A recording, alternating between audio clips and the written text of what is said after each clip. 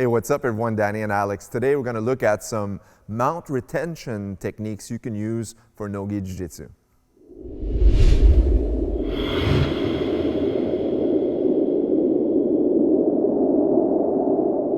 Right, so the first thing I want to discuss is once you've attained the mounted position, you want to be able to have some techniques to be able to keep you there, right? Because this guy's going to be trying to fight you off. All right, if we're talking about no-gi only, well, he's going to be trying to escape, pushing your knees, your hips, maybe driving you over to tip you off.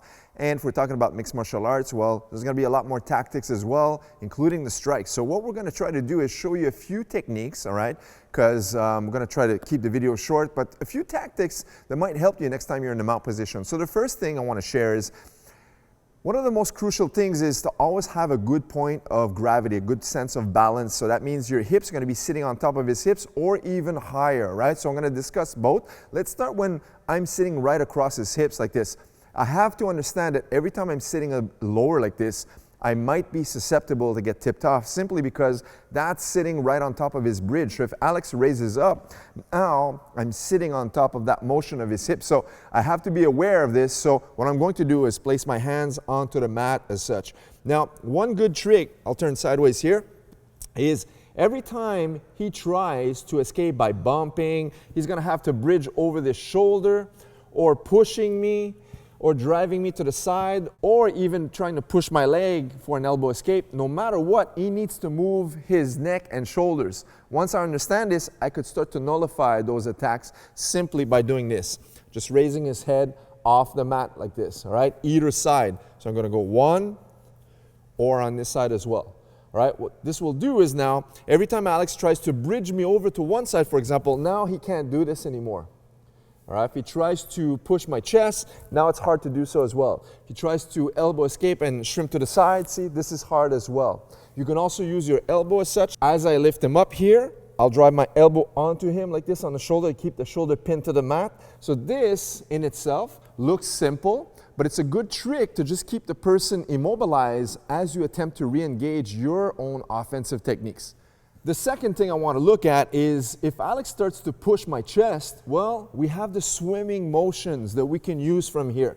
Every time someone tries to push you off, instead of resisting or trying to hold on to his head this time, now I'm just going to mold myself and use the body weight to deflect the arms.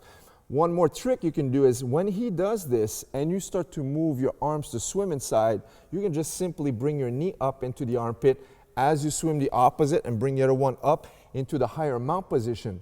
Now I'm sitting a little bit more on top of his chest, and this is going to stop his pushing movements to try to take me off the mount.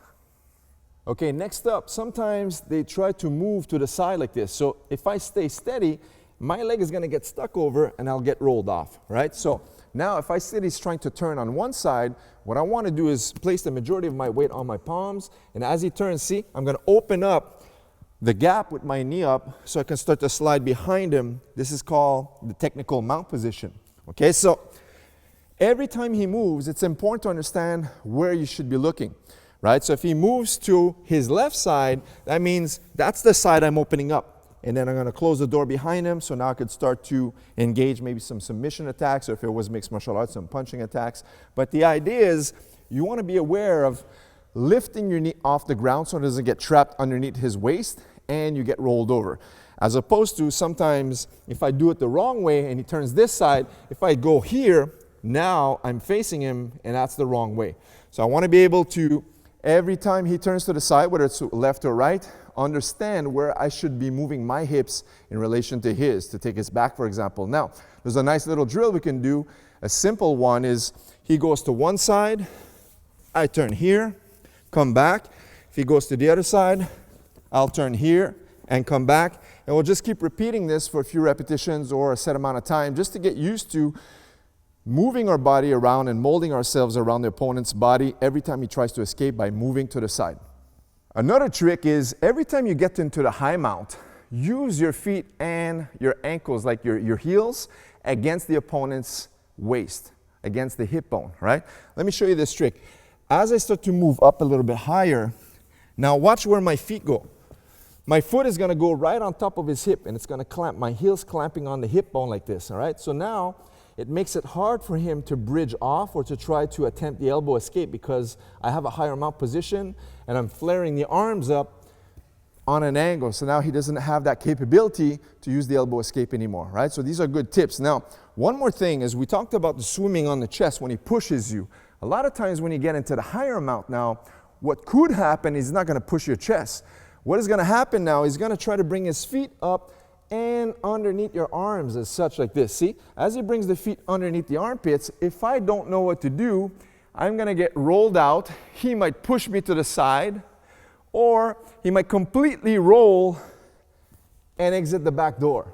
Okay, so what we want to do now, every time the feet come into position, right? So if I'm standing here and he brings this one underneath like this, I want to learn not to open the elbows and try to fight this off, all right? Because every time I flare the elbows up, that gives him more space to engage the feet in the armpits.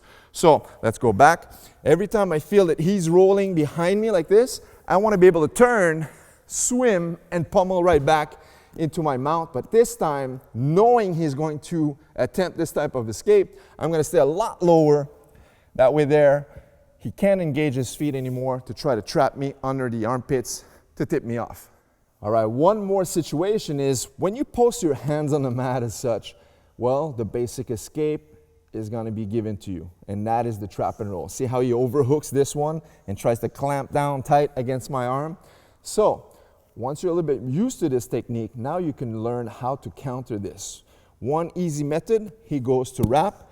What you're going to do now is keep this nice and steady, but bring the other one across and use your elbow against the chin like this. See, you're not hitting, but you're applying a lot of pressure to make him look in the opposite way. And if he tries to trap or even resist this, it's impossible. All right, so let's take a look one more time. Your palms are here. He traps your arm. If you do nothing, you're going to get rolled over to this side. So knowing this, as he rolls and circles your elbow, immediately place the opposite elbow against the jawline and palm to palm. You're going to apply the pressure here to stop and neutralize the trap and roll attempt. All right, so lastly, I want to discuss one more technique that's a little bit more explosive, but it's good for no-gi because there's no friction with the kimono, right? So a lot of times the person is going to try to just push your leg off to get your leg inside the guard and then maybe work the half guard or whatnot. So once you feel this, all you're going to do now is bring all of your body weight on top of the chest and spin your legs back into the side control position, okay? So this one here, you're going maybe for technique or whatnot, but you feel the opponent's going to start to push your leg into the half guard to get the elbow escape. As he pushes here, just raise your foot, boom, connect the knee to the hip, and you're back into the side control position, right? It doesn't require a lot of skill, but it's an explosive technique you can use to counter the elbow escape.